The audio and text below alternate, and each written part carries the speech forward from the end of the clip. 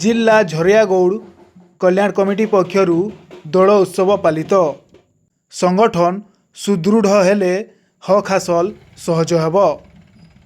संबलपुर जिला झरियागौड़ कल्याण कमिटी तरफरु कुचिंडा स्थित झरियागौड़ भवन परिसर में रविवार जिला स्तरीय दोल उत्सव आडम्बर सहकारे पालित हो जाइछि।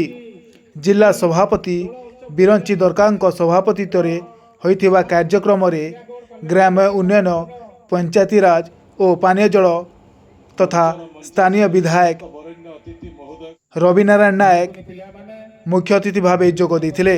से तांको वक्तव्य में कहिथिले जे गौड़ समाज संस्कृति परंपरा और ऐतिह्यर एक स्वतंत्र परिचय रही। तेणु संगठन को सुदृढ़ करी हक हासिल पाई लड़ाई करने को परामर्श देथिले।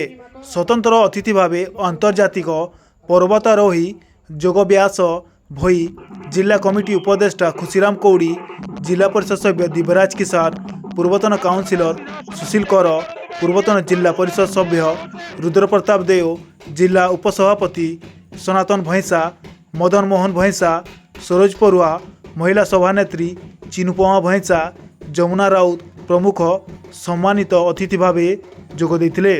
उत्सव माध्यम रे भारतर संस्कृति लोकों पाखक पहुँची। जो उत्सव की आम मानक भितर स्नेह श्रद्धा सहित आत्मीयतार जो निबिड़ता भितर आमको बांधवा कथा, ये दोल उत्सव तार एक नमूना। कुचिंडा जो अंचल अच्छी, संबलपुर जो जिला अच्छी, यार भितर जो जिला झरियागौड़ समाज तरफ आज दोल अवसर समस्ते एकत्रित होते। सेमानकर जो लक्ष्य एवं तांकर लक्ष्य भितर समाजर अग्रगति दृष्टि तांकर चिंतनर महानता आज प्रतिपादित होता।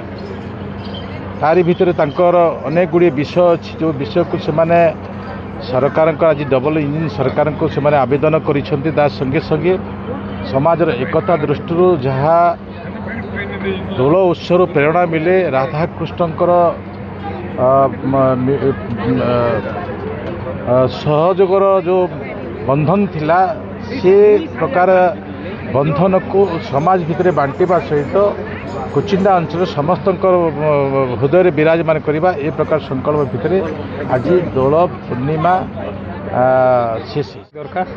झरियागौड़ समाज संबलपुर जिला सभापति प्रति वर्ष दोल पूर्णिमा रे आम झरियागौड़ समाज पक्षर दोल उत्सव मुखरित भाव पालित होता है।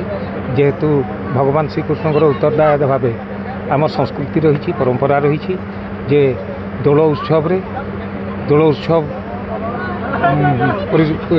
उत्सव ये आमर संगठन समस्त कर्मकर्ता हजार हजार संख्यक महिला पुरुष समवेत होती एवं संस्कृति परंपरा को बंचाई रखापी गोटे परिचय सृष्टि करती।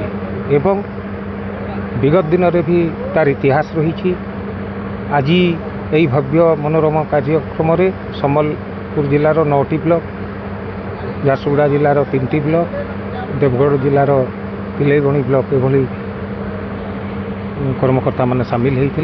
तेणुक यही दोल पूर्णिमा सांस्कृतिक गोटे कुचिंडा पूर्त विभाग डाकबंगला ठारू सभास्थल पर्यंत सांस्कृतिक शोभा यात्रा होता। से विभिन्न अंचलर गौरबाड़ी, कृष्णगुरु एवं संस्कृति भित्तिक कार्यक्रम प्रदर्शन करा।